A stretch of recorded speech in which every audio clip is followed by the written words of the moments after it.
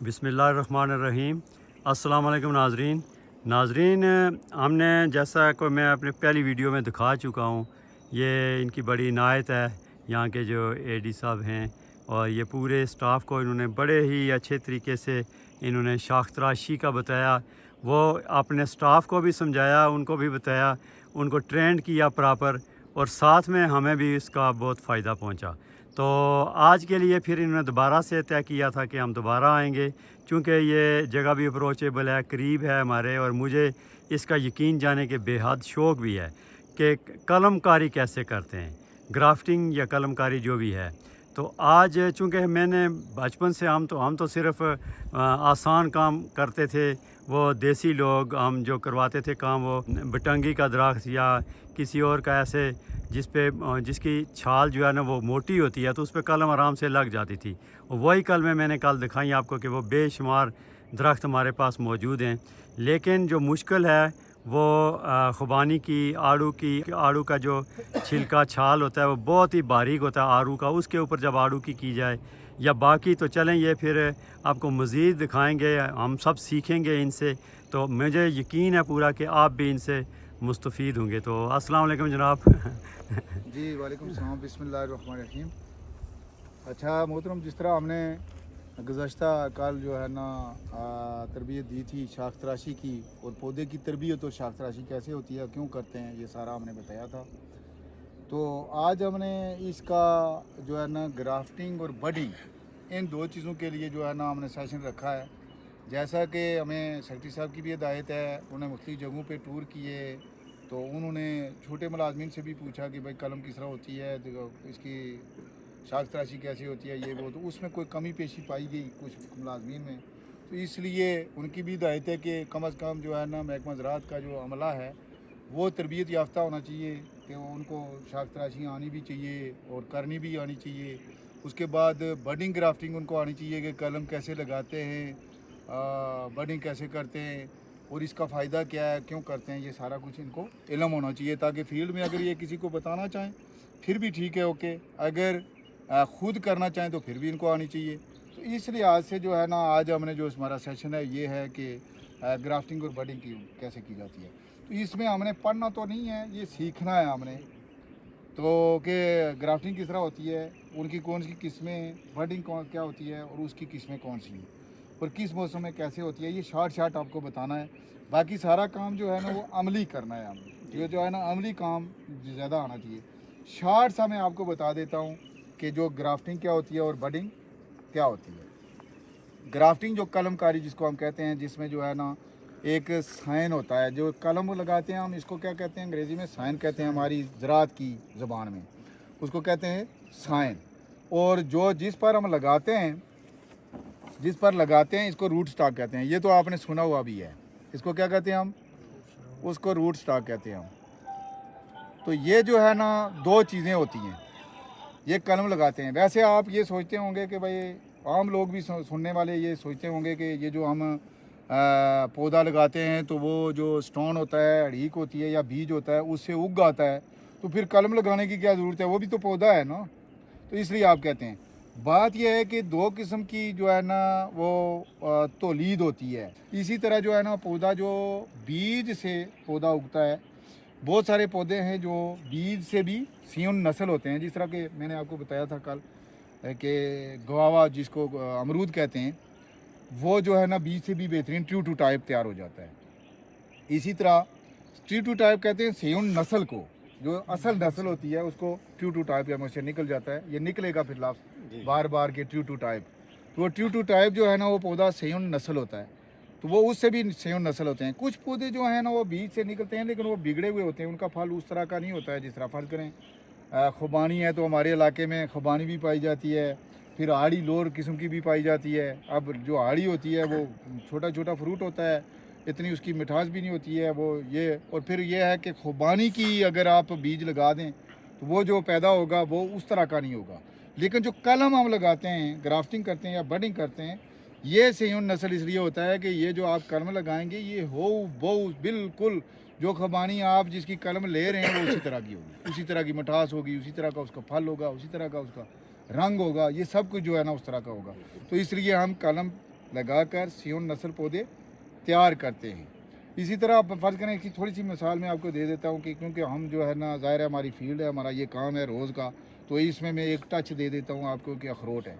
तो अखरोट बीज से भी जो है ना उसी तरह पैदा हो जाता है, लेकिन जो बीज से पैदा होता है वो जल्दी पौधा फल नहीं देता है, लेकिन जो हम कलम लगाते हैं तो वो थोड़ा जल्दी जो है ना 2 साल पहले फल देना शुरू कर देता है अखरोट।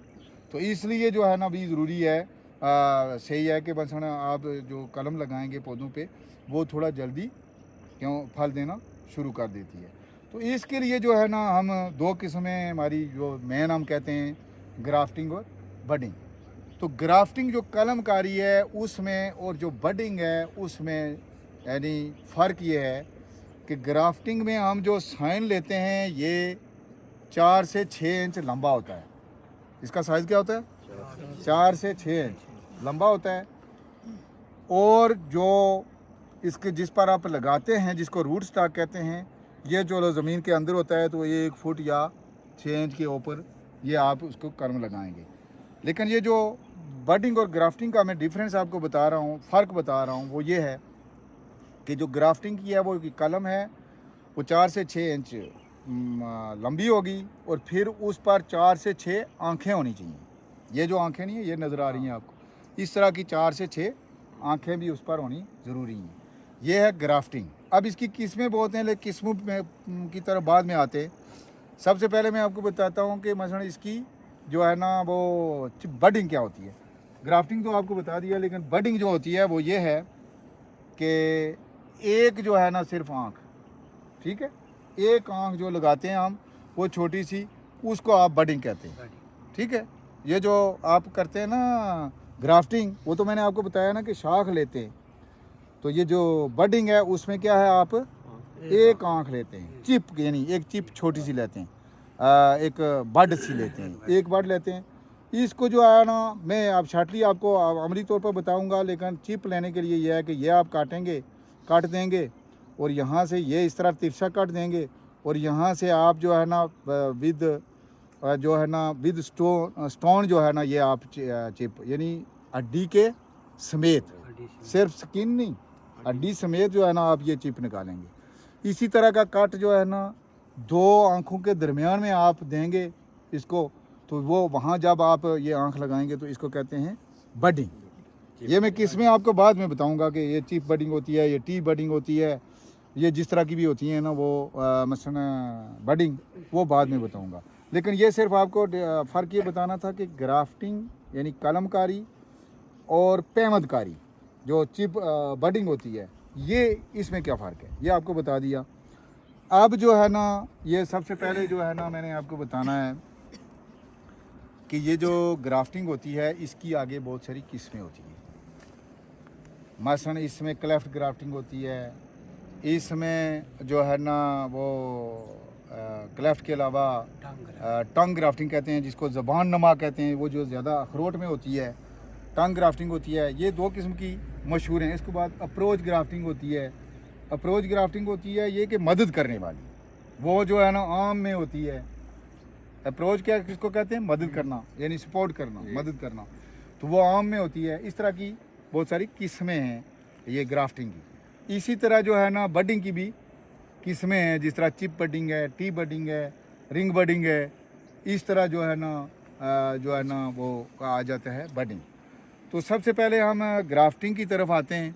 तो इसके लिए जो है ना हमने जो लेनी है, ये साइन लेना है, जो कलम लेनी है वो देख कर लेनी है, किसी बीमार पौधे से नहीं लेनी है।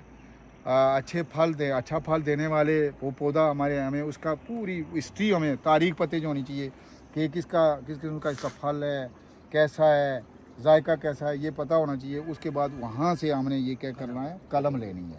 वो कलम लेकर फिर ये भी वहाँ से पूरी वो सारी चीज़ देखनी है कि ये बीमार तो नहीं है।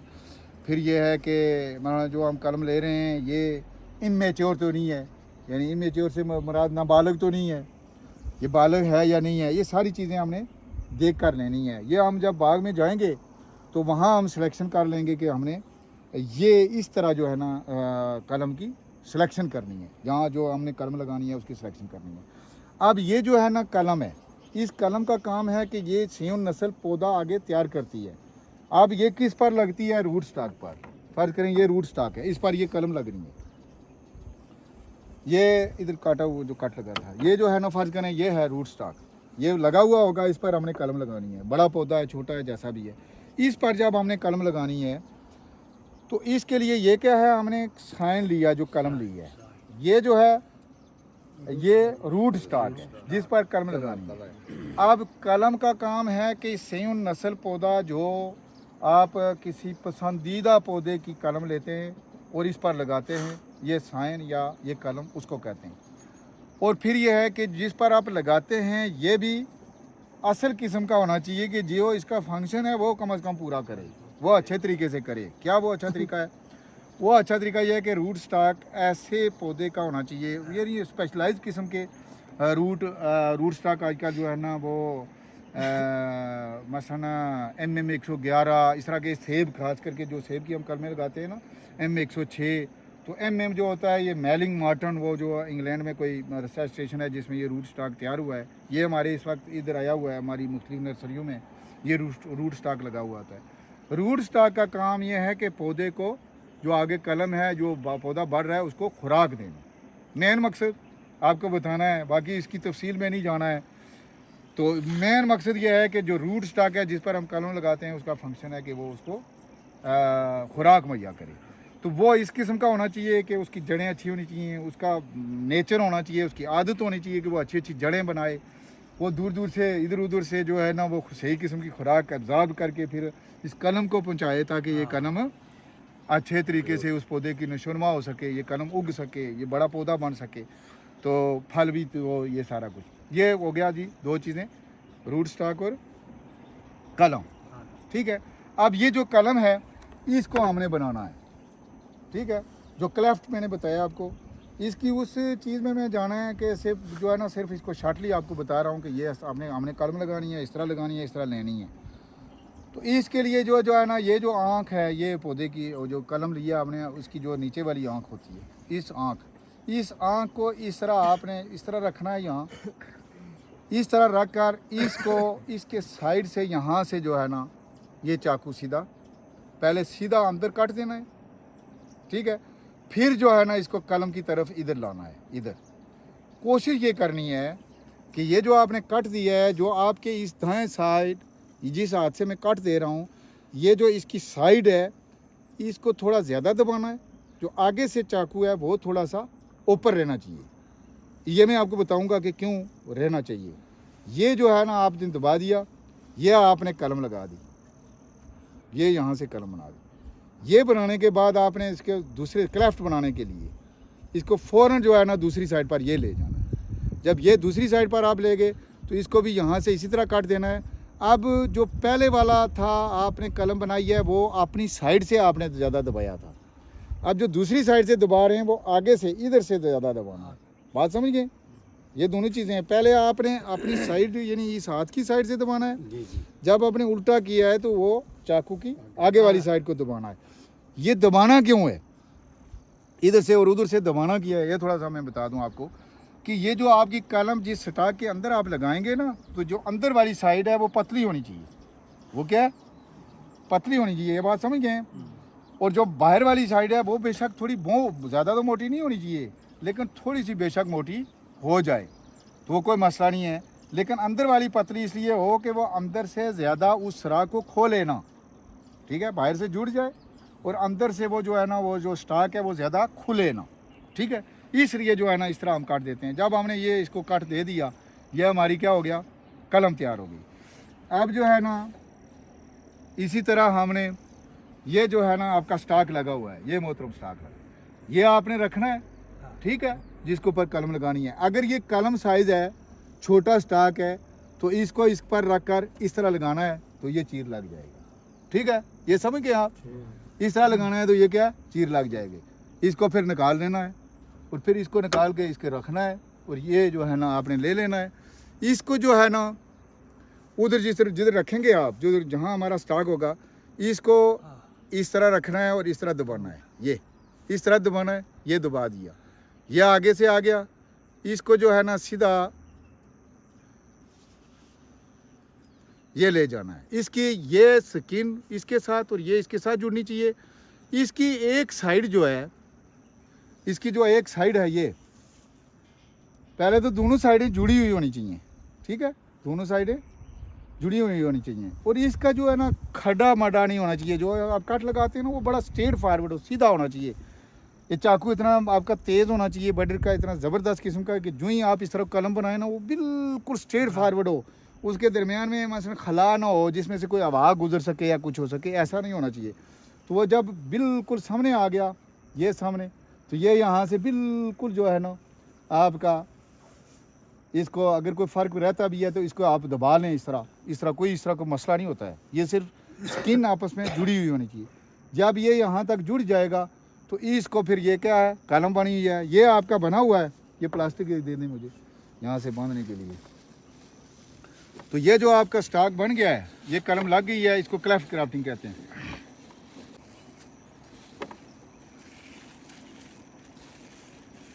ये आपका बन गया है और ये इसको आपने ये आपने कलम लगाई है, इस तरह कलम लगी हुई है ये, और इसको इस तरह रखना है, ये इस तरह, इस अंगूठे के नीचे ये इस तरह, यहाँ से इस तरह आपने ये,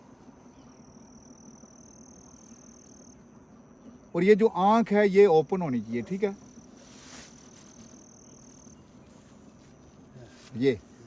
ये फिर जो है ना इस तरह आप लाएंगे, ये इस तरह, इसको इस तरह इधर इधर करना है, फिर जो है ना इसको इस तरह, ये जहाँ तक इसका कट गया है, कट, ठीक है, वहाँ तक इस तरह बांधना।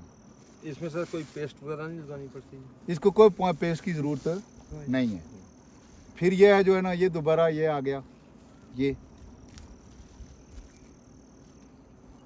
और लेनी है वो इस तरह यहाँ आएगा, तो यहाँ से ये निकाल कर ये, तो ये प्लास्टिक जो है यहाँ से बाहर निकालनी है और ये खींच कर छोड़ देनी है, बस। ये बांध दिया आपने, ये आंख आपकी सामने है, यहाँ से हवा इंटर नहीं होनी चाहिए, टाइट करके इसको बांधना चाहिए, ठीक है। ये आ गया आपका क्लेफ्ट ना बडिंग, चिप बडिंग का बता देते हैं। तो चिप बडिंग जो है ना, ये है, ये आंख लेनी है आपने, आमने सिर्फ एक आंख लेनी है। तो ये कट लगाया नीचे वाला ये, और फिर जो है ना ये कट ऊपर वाला लगाया, ये हड्डी समेत लानी है। ये कोई थोड़ा सा चाकू जो है ना ज़्यादा प्रॉब्लम कर रहा है, बहरहाल ये एक ही कट में आ जाना चाहिए, ठीक है जी। ये जो है ना हमारी चिप उतर गई है, ठीक है। ये जिस तरह हमने उस पौधे से जिससे जो है ना कलम लिया है ना, जिसका हम फल चाहते हैं, उसी से हमने ये आँख लेनी है, ठीक है। ये आँख लेकर फर्ज करें हमने इस पर लगानी है, जिस पर भी लगानी है, या इस पर लगानी है, ठीक है। ये इस साइज़ का जो है ना हमने ये दरमियान में इधर नहीं लगानी है, इस पर, ये इस जगह साफ़ जगह जो है ना, कोई साफ़ जगह हम ले लेंगे, ये वाली ले लेंगे, कोई ले लेंगे, उस जगह पर इसी तरह का कट हमने देना है, मैं इसी तरह का कट देना है।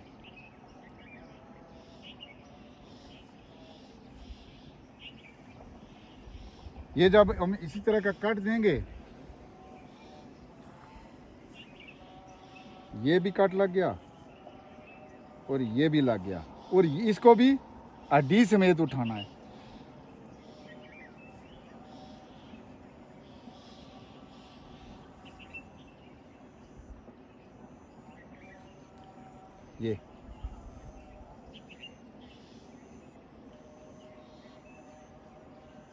ये क्या है, इसकी जगह बनी हुई है, किसमें, रूट स्टॉक में।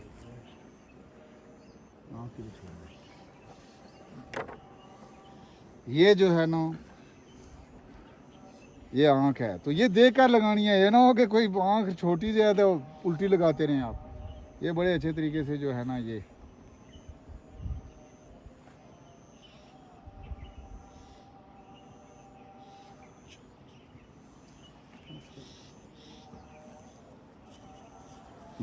इसकी एक साइड जो है ना परमानेंट जुड़ी हुई होनी चाहिए स्किन के साथ की, ये देखें, ठीक है। ये फुली तौर पर जुड़ी हुई है, ये एक साइड जो है ना। अब इसको भी जो है ना प्लास्टिक जब आप रखेंगे तो इसको 60 इस तरह रखना है ऊपर से शुरू करना है, यहाँ तक बांधना है, और ये जो आँख है सामने ये सामने रखनी है। ठीक है, ये क्या हो गया जाएगा चिप पट्टी के ऊपर।